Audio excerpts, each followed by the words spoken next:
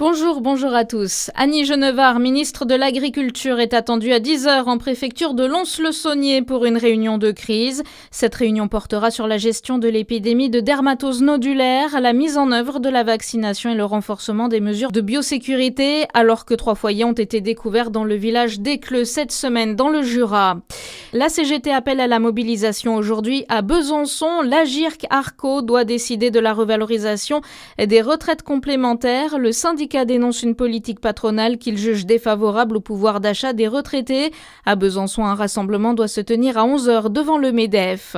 C'est un procès très attendu qui s'ouvre ce matin sur une affaire sidérante et déjà vieille de 3 ans. Dabia Benkired, 27 ans, est jugée devant la cour d'assises de Paris pour avoir violé, torturé et tué la petite Lola, 12 ans, le 14 octobre 2022 à Paris. Un crime glaçant d'une horreur absolue, Arthur Ribes. Tout autant que le discours que tiendra la jeune femme de 24 ans, interpellée le lendemain de la découverte du corps de Lola.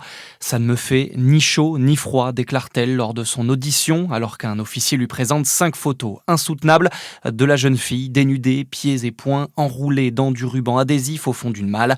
Dotée d'une pathologie sévère, Dabia Benkired sera quand même apte à être jugée.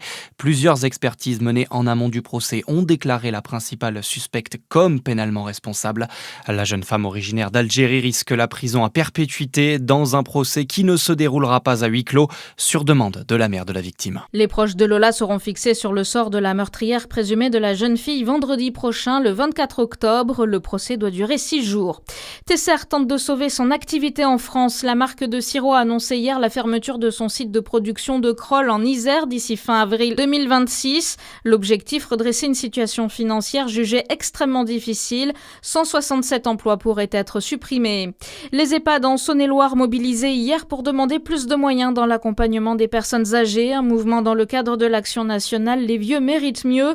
Au Creusot, au sein de l'établissement du parc des Loges, résidents, familles et personnels se sont rassemblés afin de réclamer plus de moyens pour l'accompagnement du grand âge. 17 arbres centenaires des allées du parc de Dijon vont être abattus. Selon un rapport d'experts, ces arbres, en plus de leur grand âge, sont affaiblis par des maladies.